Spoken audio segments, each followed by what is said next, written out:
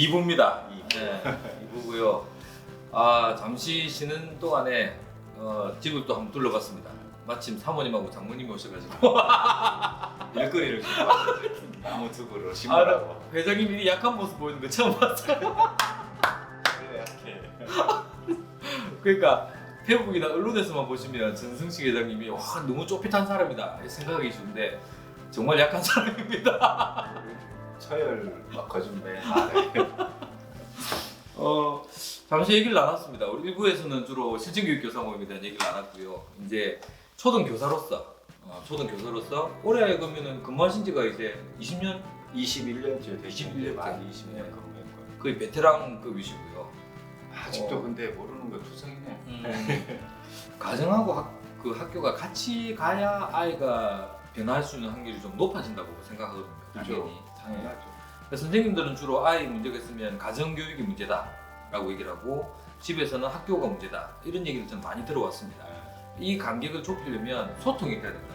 그 과정 속에서 이제 저도 느껴보는 게 가정에서의 아이의 생활 태도하고 학교에서의 생활 태도가 큰 차이가 없으면 괜찮은데 이제 조금 걱정스러운 경우가 상당하다 보면 부모님들하고 가정에서의 성격과 학교에서의 성격이 이렇게 정반대인 이런 성격 상담해보면 이렇게 느낄 때가 있거든요. 그런 경우는 반드시 좀 상담이 좀 필요한 부분이라고 봐요. 밖에서 집에서는 한마디도 말 한마디 않고 툴툴거리고 막 이러는데 학교에서는 되게 활발하고 장난도 이런 또 친구들도 있거든요. 집이 불편하다는 뜻이죠. 그렇죠. 그런 부분도 있고 또 바뀌는 경우도 있어요. 학교에 와서는 말수가 적은데 집에서는 그렇지 않다라고 또 이야기하는 부모님들도 있고 이제 그런 차이를 서로 이해해서 좀 좁혀가는 그런 노력이 부모하고 학교에서 선생님이 같이 노력해서 해야 될 부분이죠. 그러면은 그 교직생활 하시면서 초등학교 1학년부터 6학년까지 다니면 다 해보셨을 거 아니에요? 다 해봤죠. 그러면 그 평균이라고도 할 수 있는데 저도 궁금해서 여쭙는데 네. 초등학교 1학년은 선생님들이 선호한다. 그래서 나이 많으신 분들이 주로 1학년 담임을 하신다. 그리고 6학년은 5학년은 힘들기 때문에 젊은 선생님들이 많이 한다. 이런 얘기가 있거든요. 그렇죠. 그건 어떻습니까?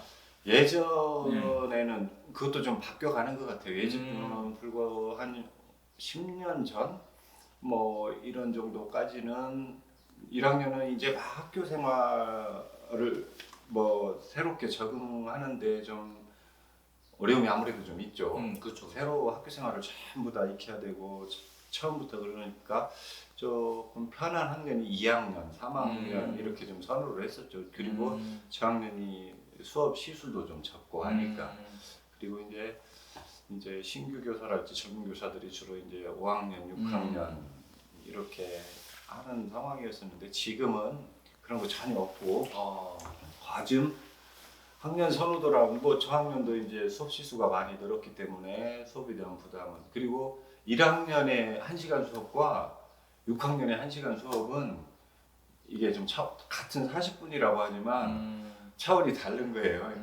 그러니까 어떤 고학년 같은 경우는 활동거리가 있고 충분히 그게 제시해주면 하고 확인하고 이게 뭐 학습 제한이라도 하면 이렇게 수업이 가능하지만 저학년 같은 경우는 일대 거즘 뭐 과외식 수업이라고 해야 되나 아이들 뭐 모두학습도 좀 쉽지 뭐 고학년은 다 되잖아요. 그렇죠. 모두학습에서 서로 토론을 한다든지 이제 저학년은 특성상 이런 것들이 어려움이 있기 때문에 교사의 잔신경이 일일이 다 세세하게 아이 눈높이 맞춰서 들어가야 되는 그러기 때문에 오히려 수업에 소진 막 쏟아야 되는 1시간당 열정으로 보면 저학년 수업이 조금 더 어렵다. 제가 느끼기에는 이것도 이제 사람마다 차이가 있을 테지만은 저는 그런 어려움을 좀 느꼈었거든요. 이게 이해가 됩니다. 이해가 되는 게 고등학교를 중고등학교 선생님 같은 경우도 고등학교 가면 그렇게 어렵지 않거든요. 그렇죠. 수업만 잘하면 돼. 어찌 보면 수업만 잘하면 되는데 저학년일수록 손이 많이 가는 건 사실이에요. 근데 그게 힘들다는 건 아닙니다. 우리 당연히 해야 될 일인데 케어하는 부분이 다르다는 거 선생님들마다 그리고 저도 중등에 있다가 초등생들 보면 초등생들은 진짜 만능인 것 같아요. 그림도 그 잘 그리시고 피아노도 예외도 있잖아. 그래 애도 있는데 이런 사람도 초등교사 하는구나. 뭐 운동도 하시고 다 하시는 거야 진짜. 그다음에 초등학교는 가면요 게시판이 달라 그냥 작품이야 작품. 중고등학교는 안 그렇거든요. 초등생 하시면서 제자들도 이제 많이 배출하셨을 그렇죠. 텐데. 지금 이제 결혼하고 오. 벌써 줄에도 섰었는데 오. 자체는. 어때요? 그 애들이 학창 시절을 이렇게 생각해 보시면 부모님들께서 특히 초등학교도 그런 게 있을 것 같아. 이 애가 어떻게 자랄까에 대한 걱정, 불안 그것 때문에 좀 더 애를 쪼우기도 하고 뭐 불안해하시는 것 같은데 막상 아이들을 자라는 거 쭉 지켜보시면서 초등 시기에는 어떤 게 좀 더 중요하다. 그냥 인생을 크게 보면 이렇게 마라톤으로 이렇게 비유를 해보면 네. 초등 이제 워밍업 숨고르기 하면서 저 이제 그런 단계잖아요. 그래서 기본기 탄탄하게 다져야 그 기본기라는 게 태도가 가장 중요한 것 같아요. 어떤 지식적인 이런 내용이 아니라 태도라는 건 이제 학습에 국한되는 게 아니라 인간관계, 인간 예의나 이런 것도 태도고 사회성 이런 걸 가르치는 거 그리고 자기 생활을 기본적으로 해나가는 남의 이렇게 민주 시민으로서의 기본적인 자질이 있잖아요. 이런 것들을 그러니까 몸으로 체득해 가는 게 초등교육이 추구해야 될 가장 좀 바람직한 부분이지. 이제 공부도 그러니까 너무 아이에게 공부로 중압감을 줬을 때는 솔직히 공부 평생 해야 되는 거잖아요. 그렇죠.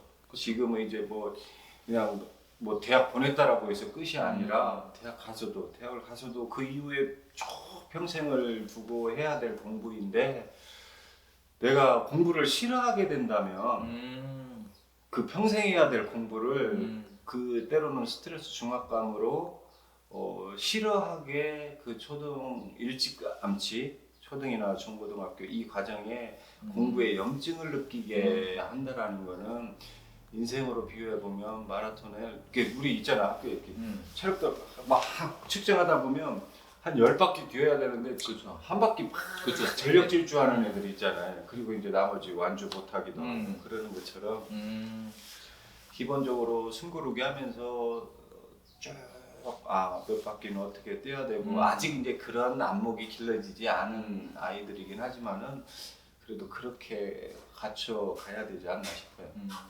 그러니까 초등학교 때 뭐 성적이 높게 나왔다고 해서 뒤에까지 꾸준하게 잘 나온다는 보장도 없고 반대로 초등학교 때 너무 놀았다고 해서 얘가 아예 안 할 거라는 보장도 없다는 뜻이잖아요.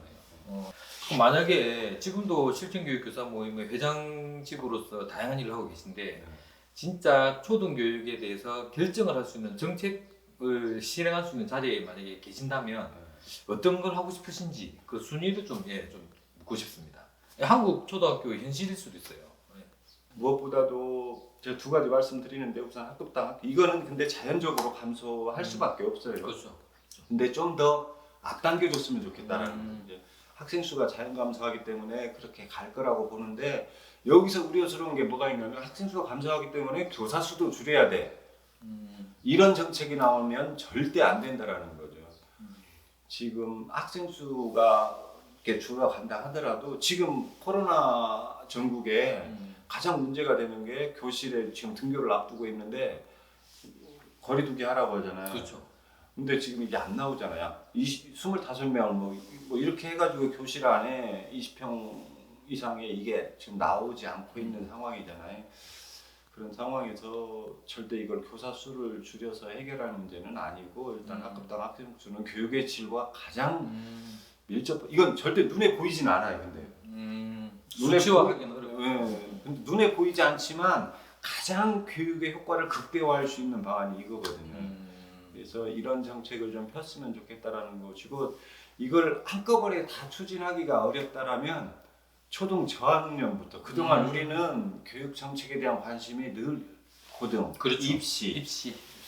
입시였는데 가장 기본이 뭐냐면 유초등 항상 이렇게 관심이 좀 그리고 가장 많은 분포 여가 기초 기본을 다지는 데인데 그렇죠. 이때 여기에 대한 투자가 좀 부족해요. 그러니까 유치원, 초등 저학년 1, 2학년 여기부터도 일단 시설적인 면도 그렇고 학급당 학생 수도 한꺼번에 다 줄이기가 어렵다라면 초등 저학년에 교사가 쏟아야 될 에너지하고 고학년에 쏟아야 될 에너지가 아까도 말씀드렸지만 다르죠. 충분히 다르기 때문에 그만큼 더 손이 많이 가야 될 나이들이기 때문에 아이들이 그러면 저학년부터도 한 20명 이하로 학급당 인원수를 감축을 해서 단계적으로 적용하는 거 이런 것들을 하나 좀 제안해주고 싶고 아무튼 첫 번째가 그거였었대요. 학급당 학생 수를 20명 이하로 좀 낮춰줘라. 그러면 우리 교육의 질이 10년 안에 눈에 띄게 향상될 거다. 이거 첫 번째로 드리고 두 번째로 제가 꼭 드리고 싶은 말씀은 교원 업무를 좀 정상화해 달라는 거예요. 교원 업무 정상화. 이 정상화라는 게 경감이 아니라 저는 제가 하고 싶은 일은 얼마든지 더 하고 싶어요. 하고 싶은 일은 얼마든지 다 하고 싶은데 이걸 내가 이러려고 교사가 됐나? 라는 자괴감이 드는 그런 일들이 갈수록 늘어간다는 거예요. 그러니까 제가 제일 안타까웠던 게 제 책에도 썼던 게 종이 교육은 그만하고 삶을 살아가고 싶다 이런 제 책에다 이제 그런 표현을 책 써놔. 제목 교육과정에 돌직구를 던져라. 교육 과정에 돌직구를 던져라. 하고 싶은 말은 한 문장으로 그렇게 정리를 했죠. 종이 교육 그만하고 삶을 살아가고 싶다. 아 와닿는다. 그러니까 종이 교육.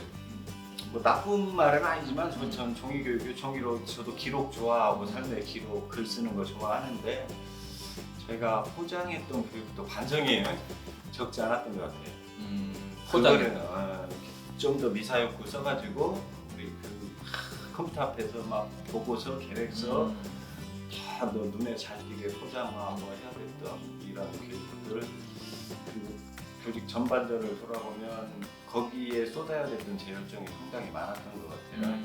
그리고 또 이렇게 교육청 눈치, 교장 교사가 교장 교감 눈치 막 이런 거 보고 많이 살아야 했던 거. 그래서 이제 후반전에 들어서면서 다짐했던 게 있죠. 이제 교육청 교장 교감 눈치는 그만 보고 이제 얼마를 더 할지는 모르겠는데 이제 후반전은 교사 본연의 모습으로 아이들 눈치 좀 보고 살고 싶다.